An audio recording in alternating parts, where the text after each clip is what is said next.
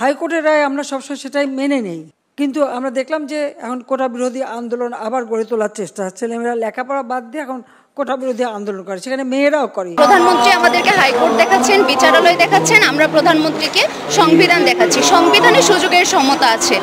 প্রধানমন্ত্রী যদি আমাদের হাইকোর্ট দেখে, আমরা প্রধানমন্ত্রীকে সংবিধান দেখাচ্ছি।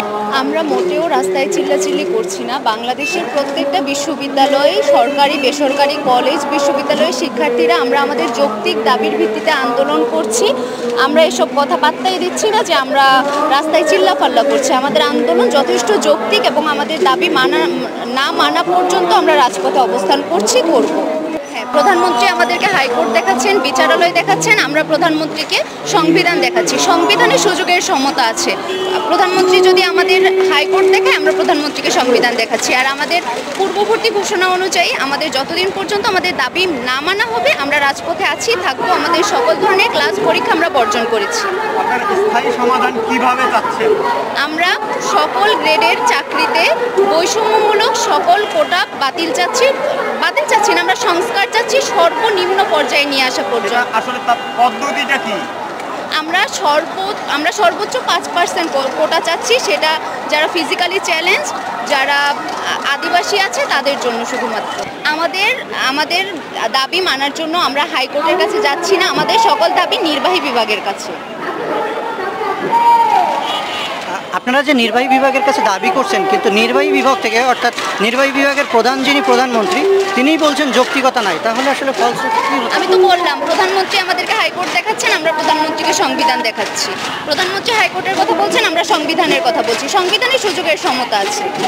আচ্ছা, আরেকটি বিষয়, এই যে প্রশ্ন ফাঁসের বিষয়টি আপনি দেখেছেন যে প্রথম এবং দ্বিতীয় শ্রেণীর চাকরিতে আপনারা যে প্রথমে 2018 সালে যে কোটা আন্দোলনটি হয়েছিল, এখানে প্রথম এবং দ্বিতীয় শ্রেণীতে সকল কোটা বাদ দেওয়ার কথা বলা হয়েছিল, কিন্তু 2018 সালের আগে থেকেও বিগত কয়েক বছর ধরে যেইভাবে প্রশ্ন ফাঁস হচ্ছে এবং টাকার বিনিময়ে রিটেন, প্রিলিমিনারি এই যে পরীক্ষাগুলোকে উত্তীর্ণ করে দেওয়া হচ্ছে, তো আসলে আলটিমেটলি শুধুমাত্র এই কোটা বাতিল করলেও চাকরিতে কি আপনাদের মনে হয় যে এই যে চুরিটা হচ্ছে বা টাকার বিনিময়ে যেই বিক্রিগুলো হচ্ছে, এইগুলো থেকে আপনারা কোনো মুক্তি পাবেন কি?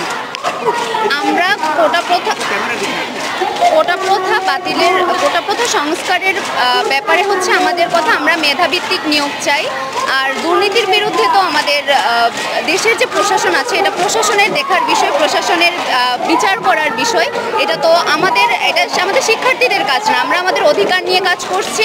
দেশের দুর্নীতির বিরুদ্ধে যাদের কাজ করার দেশের প্রশাসনের, সেটা তাদের কাজ। এই ব্যাপারে আমাদের কিছু বলার নেই। আমরা দুর্নীতিমুক্ত দেশ চাই, আমরা মেধাভিত্তিক নিয়োগ চাই। আপনারা যখন কোটা নিয়ে আন্দোলন করছেন, তখনই আপনাদের বিপক্ষে মুক্তিযোদ্ধার ছেলেমেয়েরা এবং নাতিপুতিরাও আছে। মুক্তিযোদ্ধার ছেলেমেয়ে এবং নাতিপুতিরা আপনাদের এই কোটার বিপক্ষে তারা কাজ করছে এবং তারা চাচ্ছে যেন এই কোটা যেন বহাল থাক।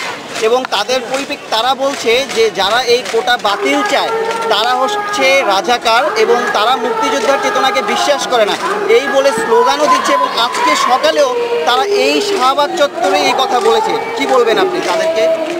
আমি যদি প্রথমে কোটার সংজ্ঞায় যাই, কোটা হচ্ছে যারা অনগ্রসর জনগোষ্ঠী তাদের জন্য। স্বাধীনতার 53 বছরে এসে মুক্তিযোদ্ধার পরিবার বা তাদের নাতিনাতনিরা অনগ্রসর জনগোষ্ঠীর আওতায় পড়ে না যে তাদের কোটা প্রয়োজন হচ্ছে।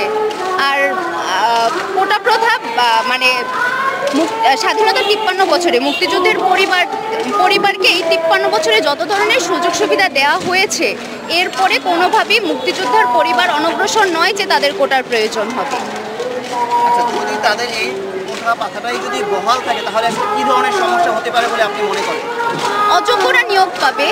যখন আপনি কোটার মাধ্যমে অযোগ্য একজন ডাক্তার নিয়োগ দিবেন, তখন ডাক্তারের হাতে রোগী মারা যাবে। যখন আপনি একজন অযোগ্য ইঞ্জিনিয়ার আপনি নিয়োগ দিবেন, সে চাকরি পাবে, তখন দেশের স্থাপনা ভেঙে পড়বে। যখন অযোগ্য শিক্ষক হবে, শিক্ষার্থীরা শিক্ষা পাবে না।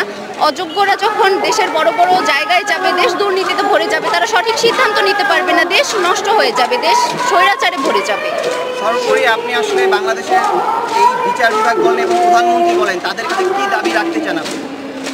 আমরা মেধাভিত্তিক নিয়োগ চাই এবং কোটাকে ন্যূনতম পর্যায়ে নামিয়ে এনে আসলেই যারা অনগ্রসর জনগোষ্ঠী, যারা ফিজিক্যালি চ্যালেঞ্জড, যারা আদিবাসী, সুযোগ সুবিধা থেকে বঞ্চিত, আমরা শুধু চাচ্ছি তাদের জন্য কোটাটা বহাল থাকুক একটা ন্যূনতম পর্যায়ে।